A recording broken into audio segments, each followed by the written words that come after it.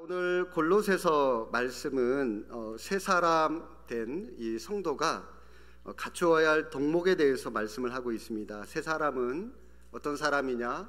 하나님의 거룩하신 성품을 본받아서 그리스도인으로서 바른 덕을 가지고 이 땅을 살아가야 되는 사람들, 그런 사람들이 새 사람이다라고 하는 것인데요. 자, 참고하시고 한번 그 질문부터 한번 들어가 볼까요? 1번 질문입니다. 사도 바울은 지금 골로새 교회를 향하여 몇 가지 신앙의 권면을 전하고 있는데, 자, 9절과 10절 말씀에 보시면 서로 대조를 이루는 두 단어가 등장하는데 무엇과 무엇입니까? 9절에 보니까 옛사람 나오고요, 10절에 보니까 새 사람이 나옵니다. 자, 옛사람은 누굴까요? 옛사람, 타락한 죄성을 가지고 있는 그런 옛 본성, 그것을 의미하는 것이고요. 자, 새 사람은 누굴까요? 그러면 새 사람은 2번 질문 한번 보십시오. 그리스도 안에서 변화된 새 사람을, 답이 여기 있죠, 그죠? 새 사람은 예수 그리스도 안에서 변화가 된 사람, 그런 사람이 새 사람입니다. 우리 그리스도인들이 새 사람이라고 할 수 있습니다. 여러분 성경을 읽어보시면 새 노래로 하나님을 찬양하라라고 하는 말씀이 많이 나오는데, 자, 여러분 새 노래가 그러면 어떤 노래가 새 노래일까요? 새로 아무도 모르는데 새로 작사 작곡한 그런 노래가 새 노래일까요? 자, 여러분 헛노래가 있고 새 노래가 있겠죠. 그러면 헛노래는 우리나라로 치면 트롯이나 국악 이런 노래는 오래된 노래니까 헛노래고, 새 노래는 발라드라든지 힙합이라든지 최근에 등장한 그런 장르의 음악, 이게 새 노래일까요?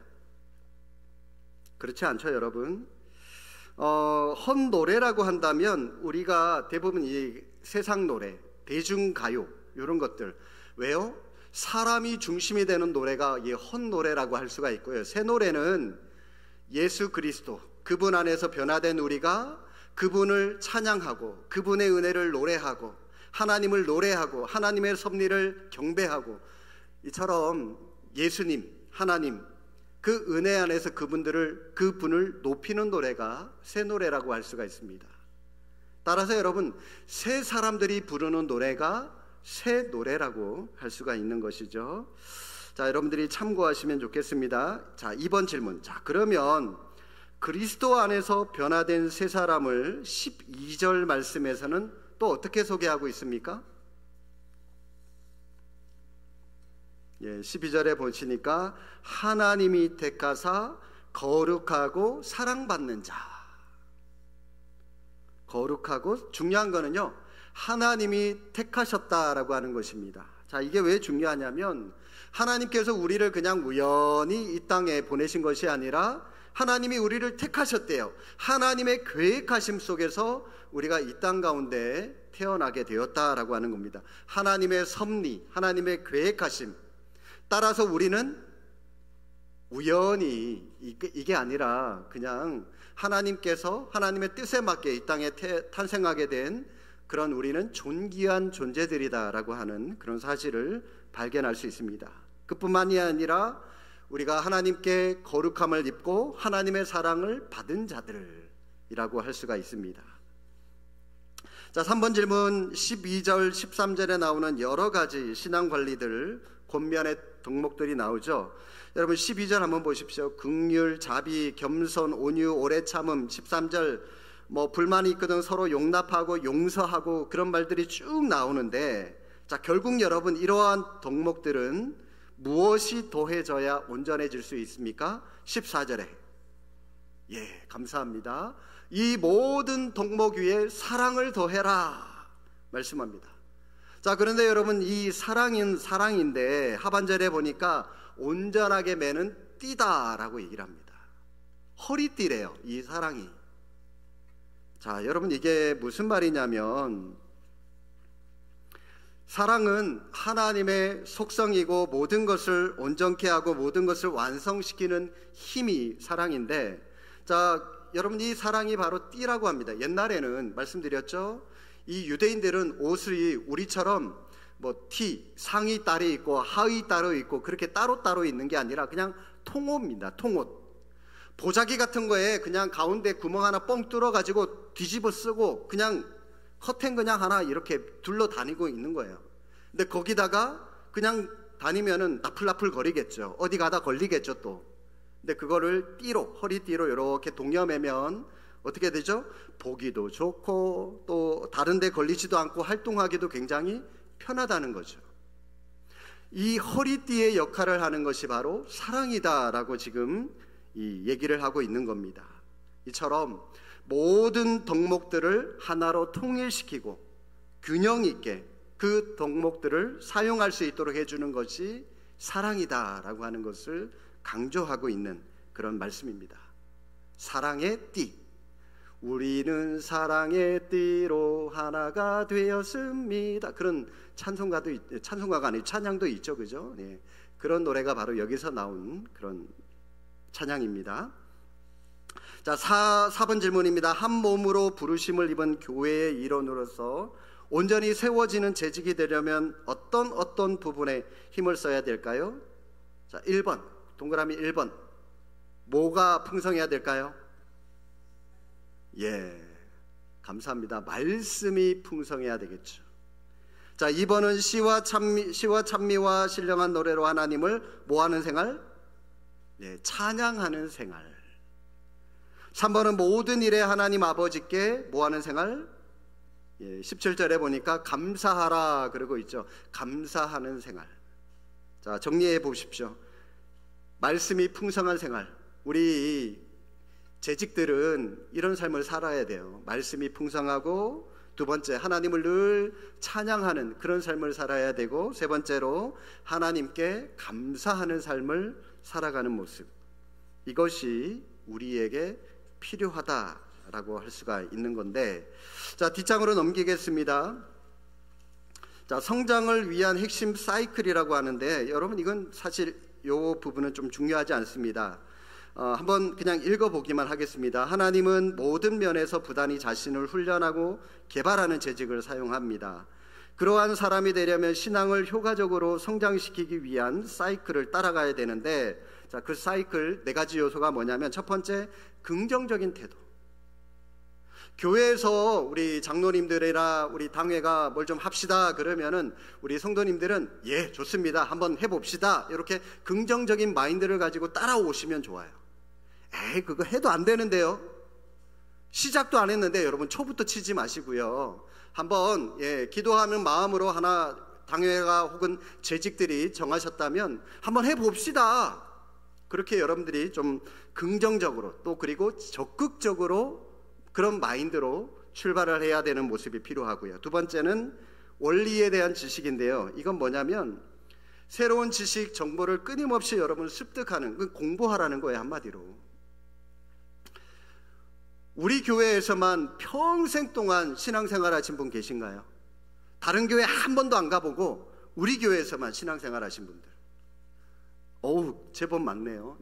네, 손 내리시고요. 자, 죄송하지만 이분들 솔직히 우물난 개구리가 될 가능성이 많습니다. 예, 가끔은요 좀 다른 교회도 한번 탐방도 가보시고, 수요 예배나 금요 예배 이런 경우에 다른 교회는 어떻게 예배드리나 한번 좀 탐방도 가보시고요. 또 주일날도 뭐 매주 빠지면 안 되겠지만 한 번쯤은 한번 방문하셔서 그런 걸 한번 보시면 좋아요. 아, 저 교회는 저렇구나. 우리가 그 교회를 방문해서 벤치마킹을 좀 할 필요가 있거든요. 저런 거는 좋구나, 우리 교회 적용하면 참 좋은 그런 프로그램이겠구나. 그대로 따라갈 필요는 없겠지만 그래도 우리 교회화 시켜서 이왕이면 많은 성도들이 함께 유익을 공유하는 게 더 좋겠죠.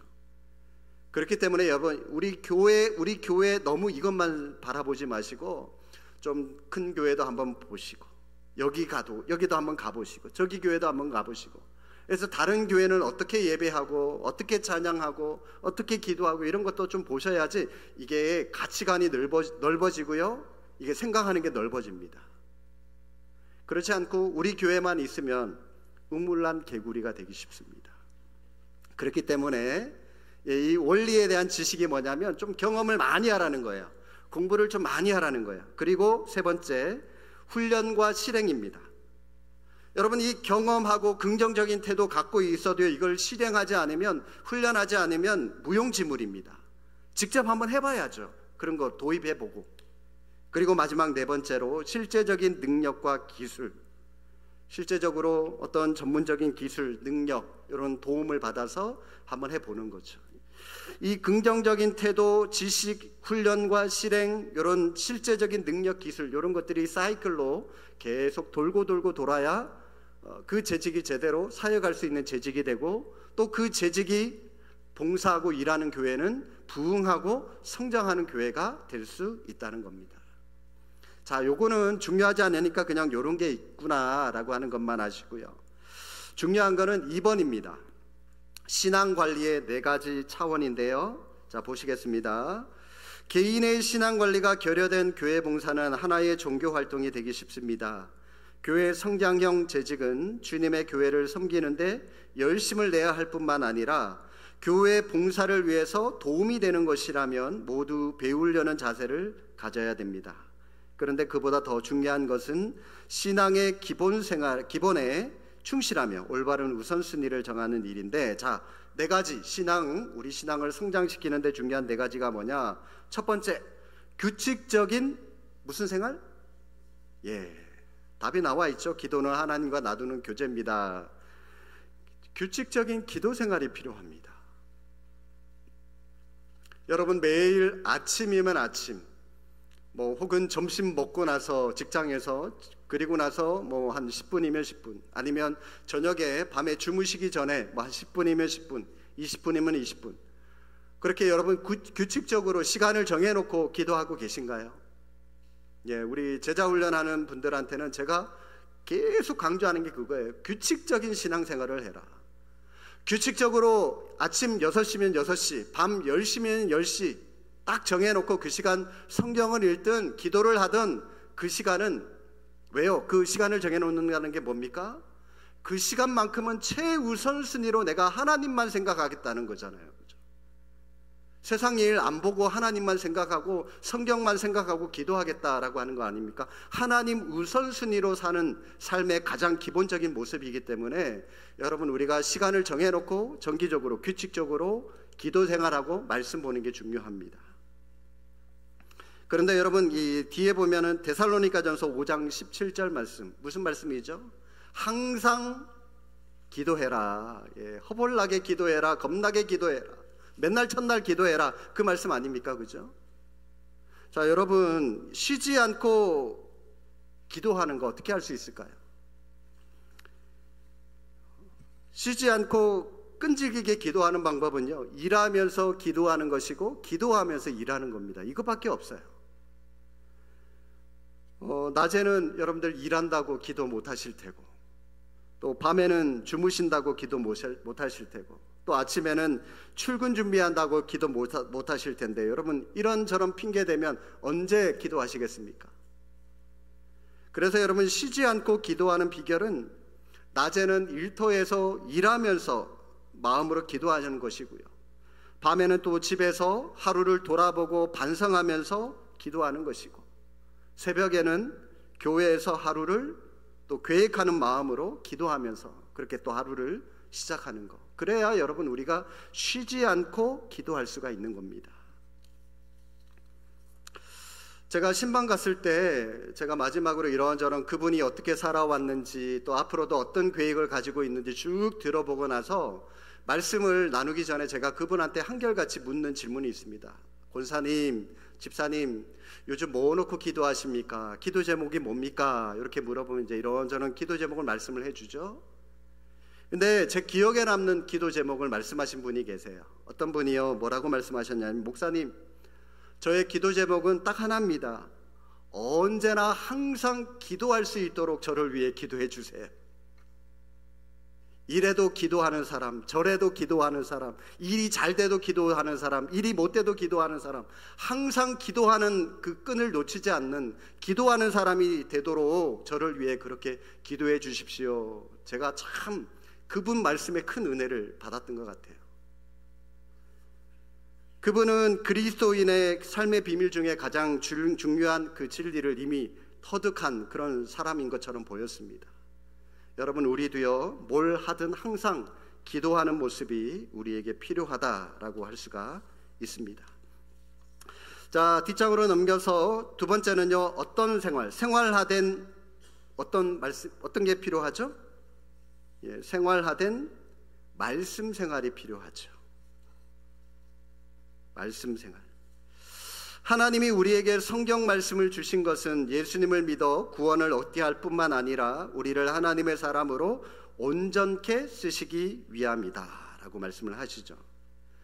여러분, 믿음이 성장하기 원하십니까? 아무도 안 원하시나 봐요. 믿음이 성장하기 원하시나요? 네, 그렇죠. 우리 가운데 원치 않는 분은 아마 아무도 안 계실 겁니다. 그런데 여러분, 우리를 두 번째 줄을 보십시오. 우리를 하나님의 사람으로 온전케, 이 온전하다라고 하는 말이 우리의 믿음이 성장하고 성숙하는 것을 말씀하는 거거든요. 여러분, 믿음이 성장하기를 원하신다면 뭐 해야 된다? 성경 읽으셔야 돼요. 성경을 읽지도 않으시고 내 믿음이 자라기를 원한다? 여러분, 그거는 거짓말입니다. 돈 벌지도 않으면서 하나님 나 부자 되게 해주세요, 그런 것과 똑같은 거예요. 자기는 맨날 놀면서. 그 말하고 똑같은 겁니다. 여러분, 믿음이 자라기를 원한다면 여러분 성경 많이 읽으셔야 됩니다. 여러분, 그 5가지 동그라미가 있죠. 성경을 어떻게 우리가 해야 되냐면, 첫 번째 들어야 됩니다. 듣기. 두 번째 읽으셔야 돼요. 세 번째 공부하셔야 돼요. 네 번째 암송하셔야 돼요. 5번째 묵상하셔야 됩니다. 일단 여러분, 첫 번째 성경 말씀을 들어야 됩니다. 듣는 게 제일 쉬워요. 왜요? 예배 시간에 와서 그냥 여러분들 앉아 계시기만 하면 들려요. 제가 설교하는 거, 목사님들이 강의하는 거 들려요. 그죠? 듣는 거는 쉬워요. 두 번째, 읽으셔야 돼요. 요건 조금 어려워요. 그죠? 여러분들 읽으시나요? 성경 정기적으로 읽으십니까? 읽으셔야 됩니다. 내가 억지로 시간을 내서 내가 읽어야 돼요. 힘들어도 읽어야 돼요. 근데 많은 분들이 창세기까지는 갑니다. 근데 출애굽 가서 애굽을 탈출하지 못하고 성경을 덮어버리죠. 예. 그런 분들 많죠. 예. 또 어떤 분들은 신약부터 시작하는 분이 계세요. 얇으니까. 얇으니까. 그런데 여러분, 한번 쭉 흐름대로 한번 읽어보십시오. 구약, 신약 읽어보십시오. 성경을 여러분들이 읽으셔야지 이 하나님의 말씀에 대한 전체적인 이해를 하실 수가 있고요. 자, 세 번째로는 말씀을 공부해야 됩니다. 읽기가 말씀에 대한 전체적인 시야를 갖게 한다면 이 성경 공부는 말씀을 더 깊이 깨닫도록 하는 겁니다. 여러분, 우리가 성경 말씀을 왜 공부해야 될까요? 사실 성경은요, 우리한테 준 게 아니에요. 유대인들한테 준 겁니다.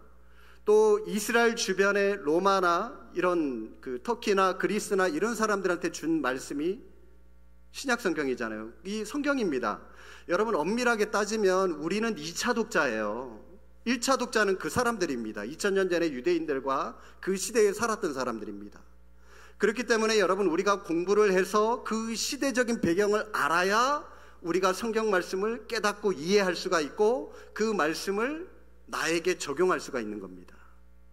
그렇지 않고요, 1차적으로 무조건 들어서 이걸 나한테 적용한다? 아닙니다. 그렇게 못해요. 그것 때문에 우리가 성경 말씀을 공부를 해야 되는 겁니다. 그리고 네 번째는요, 말씀을 암송하셔야 됩니다. 성경을 많이 여러분들 중요한 구절이 있으면 형광펜으로 칠해가면서 될 수 있으면 그거 많이 암송하고 다니시려고 하세요. 억지로라도 암송하셔요. 영적 전쟁에서 이 승리로 이끄는 게 바로 이 성경을 암송하는 거거든요. 우리 예수님도 보십시오. 사탄이 예수님께 시험하잖아요. 예수님께서 뭐로 이기셨습니까? 신명기라든지 구약 성경의 말씀을 끌고 와서 구약 성경 말씀 가지고 이겨내셨잖아요. 사탄의 시험을. 예수님께서 암송하고 계셨으니까 그 자리에서 즉시 그 말씀을 뱉어놓고 그 사탄을 물리친 거 아닙니까? 사탄이가 시험했을 때 예수님이 말씀을 몰라가지고 야 잠깐만 성경 구약 성경 찾아가지고 몇 장 몇 절 뒤져가지고 그렇게 예수님 하지 않으셨습니다. 평소에 늘 말씀을 암송하고 계셨고 말씀을 마음속에 넣고 계셨기 때문에 즉시 필요할 때 그때 그 말씀을 끄집어내서 사용하셨던 겁니다. 저 같은 경우에도 말씀을 제 나름대로 암송하려고 저도 노력합니다. 그래서 신방 갈 때 그분들의 그 형편을 들을 때 거기에 맞는 적절한 말씀들을 끄집어내서 설교하고 그렇게 하려고 노력을 하고 있거든요. 여러분들에게도 그런 모습들이 필요하고요. 전도할 때, 양육할 때 즉시 말씀을 끄집어내서 그 사람들의 얘기하면은 더 효과적이라고 할 수가 있는, 그것 때문에 여러분들이 암송을 하시면 좋을 것 같고요. 실제로 여러분 제 주변에 80세 이상, 90세 이상 되신 분들은 이 성경을 암송하려고 노력하시는 분들이 계세요. 왜냐하면 치매 예방 때문에 열심히 암송, 이 머리 회전을 해야 되니까 이 치매 안 걸리잖아요, 그죠? 그렇기 때문에 많이 암송을 하시려고 노력하시는 그런 분들도 소수이긴 하지만 이렇게 뵌 적도 있거든요. 그리고 5번째는 말씀을 묵상하셔야 됩니다. 나에게 적용하라는 말씀이죠. 이 말씀을 하나님께서 왜 나에게 주셨을까? 내가 이 말씀대로 어떻게 하면 이 말씀대로 살아갈 수 있을까? 여러분 적용하셔야 되는 거죠. 말씀을 듣고 읽고 공부하고 암송하시고 말씀을 묵상하는 그런 삶을 살아가야 된다라고 하는 것인데, 자 여러분, 말씀을 혹시 읽지 못하는 이유가 있다면 어떤 이유들이 있을 수 있을까요? 왜 말씀을 읽지 못하는 걸까요? 많은 그 이유들이 있을 수 있을 겁니다. 성경의 가치와 중요성을 모르니까, 읽어도 뭔 말인지도 모르고, 그쵸?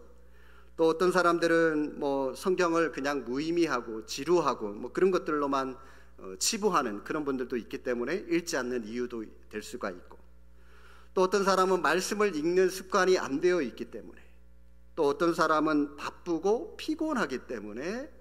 그런데 여러분, 이 많은 이유들이 있지만 이걸 2글자로 뭐라 그럴까요? 어떻게 아셨어요? 핑계 대고 있을지 모르겠습니다. 그죠? 빌 하이멜스 목사님이 예전에 너무 바빠서 기도합니다라고 하는 책을 쓴 적이 있거든요. 여러분, 너무 바쁘다는 게 뭡니까? 사업이 잘 돼요. 막 자기가 계획한 것보다도 더 번성하고 더 잘 돼요. 왜요? 하나님께서 은혜 주셨으니까 잘 되는 거겠죠. 은혜에 감사해서, 그러니까 내가 바쁠수록 더 많이 하나님께 기도합니다라고 하는 그런 내용의 책이었는데, 그런데 여러분, 하나님께 핑계대 보세요. 하나님 바빠가지고 기도 못하겠는데요. 하나님 시간이 없어서 기도 못하겠는데 핑계대 봐요. 그러면 하나님께서 어떻게 해줘야 기도하실 수 있나요? 여러분, 안 바쁘게 해드리면 되겠죠. 여러분, 안 바쁘게 해드려야지 그때 가서 기도하시겠습니까? 아니면 바쁘셔도 기도하시겠습니까? 하나님이 은혜 주실 때 기도하셔야죠. 그렇죠? 말씀 보셔야죠. 이런 모습이 우리에게 필요하다라고 할 수가 있는 겁니다. 자, 3번째는요, 적극적인 무슨 생활을 해야 될까요? 적극적인 예배 생활. 예배에 여러분들 참석하시라는 건 2번 말하면 잔소리에 불과하겠죠. 여러분 넘어가겠습니다. 마지막 4번째입니다. 끊임없는 무슨 생활? 지혜를 얻기 위해서는 좋은 책을 읽어야 됩니다 라고 말씀하는 걸 봐서 끊임없는 독서 생활을 하셔야 됩니다. 여러분, 한 달에 한 권씩이라도 기독교 서적, 신앙 서적을 여러분들이 좀 읽으셨으면 좋겠습니다. 성경 읽는 것도 중요하지만 여러분, 웬만한 거는 한 200페이지, 250페이지 이런 것들은 하루에 한 10분, 15분씩만 읽어도 한 달이면 다 읽어요, 한 권. 1년이면 여러분 12권을 읽습니다. 여러분, 이 시대를 이끌었던 지도자들, 리더들의 특징이 뭐냐면 책을 많이 읽었다라고 하는 겁니다. 여러분들이 책을 좀 많이 읽으시고 도전받으시고 그렇게 좀 하셨으면 좋겠어요. 기독교 강요라고 하는 그런 책 아시나요? 존 칼빈이 썼는데요. 우리 장로교 교리의 키트를 만든 기독교 강요라고 하는 책인데 좀 두껍습니다. 근데 그 책을 이 존 칼빈이 20대에 썼어요. 야, 20대에 이따만한 두꺼운 책을 우리 장로교의 교리를 확립했는데 우리는 30이면 되도록 성경도 제대로 안 읽고 기독교 신앙서적은 그냥 나몰라라 하고 좀 부끄럽지 않을까. 네. 한번 여러분 자신의 모습을 돌아보시면 좋겠습니다. 체크 한번 할게요. 여러분 다시 한번. 첫 번째는 무슨 생활요? 예, 기도 생활. 두 번째는 말씀 생활. 세 번째는 예배 생활. 네 번째는 독서 생활. 예. 여러분 우리 청지기는 우리 재직들은 세 개의 방을 통해서 우리의 실력을 쌓아야 한다라고 합니다. 세 개의 방, 어떤 방을 말할까요? 첫 번째는 책방을 통해서 우리의 지식을 쌓고, 두 번째는 골방을 통해서 우리의 영역을 쌓고, 세 번째는 신방을 통해서 믿음의 동력자를 쌓고. 책방, 골방, 신방. 예, 여러분 우리 재직이라면 이런 것들을 쌓아서 서로가 서로를 세워주는 그런 믿음의 경주에서 함께 다 완주하는 우리 수원제일교회 권속들 다 되시기를 주님의 이름으로 축복합니다. 기도하겠습니다.